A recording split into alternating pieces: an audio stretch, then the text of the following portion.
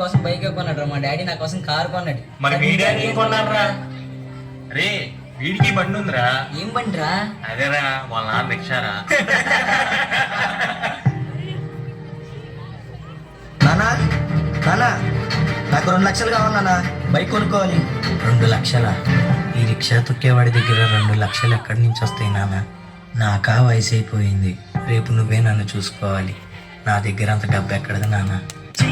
మా ఫ్రెండ్స్ చూడు, వాళ్ళ నాన్నలతో ఎంత హ్యాపీగా ఉన్నారు. నువ్వు ఉన్నావు, నాకు పెట్టందే కాక రేపు నిన్ను కూడా నేనే చూడాలా. అలాంటి బతుకు ఉన్నా ఒకటే, లేకపోయినా ఒకటే. అసలు నీలాంటి కొడుకు పుట్టాను చూడు, నా దరిద్రం. చే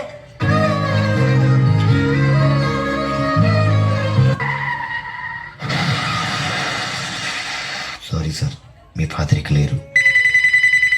సార్ మీ నాన్నగారు మీ పేరు మీద 5 లక్షలు పాలసీ తీసుకున్నారు, కలెక్ట్ చేసుకోండి.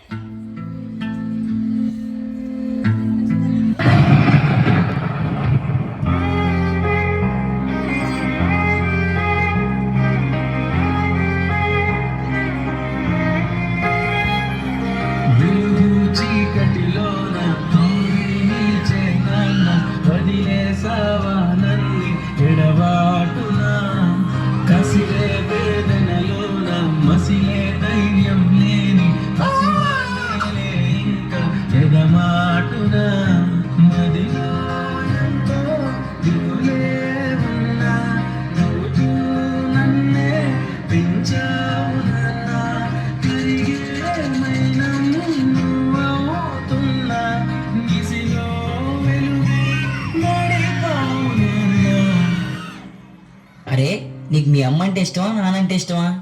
నాకు అమ్మే ఇష్టం రా, ఎందుకంటే 9 నెలలు మోసి జన్మనిచ్చింది. అందుకే నాన్నకంటే కొంచెం అమ్మే ఎక్కువ ఇష్టం. నాన్న ఎందుకో వెనకబడ్డాడు. అమ్మ 9 నెలలు మోస్తే నాన్న 25 ఏళ్ళు. రెండూ సమానమే అయినా నాన్న ఎందుకో వెనకబడ్డాడు. ఫోన్లోనూ అమ్మ పేరే, దెబ్బ తగిలినప్పుడు అమ్మ అని పిలవడే. మిగతా అప్పుడు గుర్తురానందుకు నాన్న ఎప్పుడైనా బాధపడ్డా? ఏమో, పిల్లల ప్రేమను పొందడంలో తరతరాలుగా నాన్న ఎందుకో వెనకబడ్డాడు. అమ్మకి మాకు బీరువా నిండా రంగురంగుల చీరలు బట్టలు, నాన్న బట్టలకు దండెం కూడా నిండదు. తనని తాను పట్టించుకోవడం రాని నాన్న ఎందుకో మాకు కూడా పట్టదంతా వెనకబడ్డాడు. ఇష్టమైన కూర అని చెప్పి పిల్లలు మొత్తం తినేస్తే ఆ పూటకి పచ్చడి మెతుకులతోనే ఇష్టంగా తినే నాన్న, ఇద్దరి ప్రేమ ఒకటే అయినా మా అమ్మ కంటే నాన్న చాలా వెనకబడ్డాడు.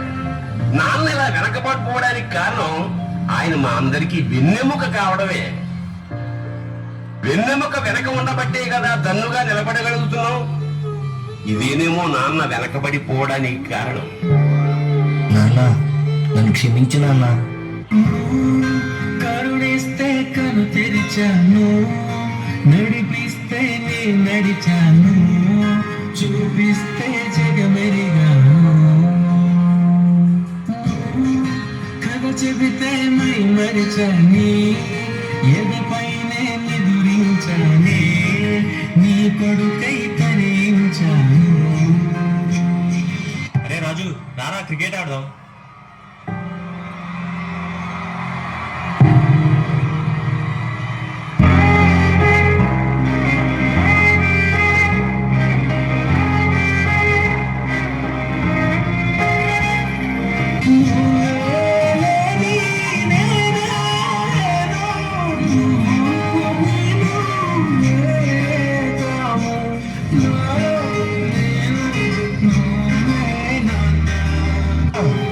తప్పు చేశాను నాన్న, మళ్ళీ రా నాన్న.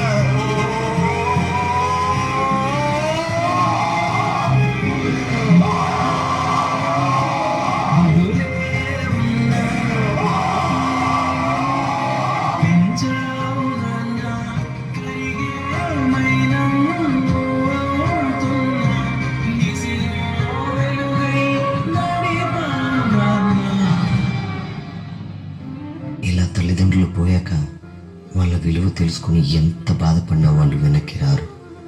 కాబట్టి తల్లిదండ్రులు ఉన్నప్పుడే వాళ్ళ విలువను తెలుసుకొని వాళ్ళని ఎంతో ప్రేమగా చూసుకోండి.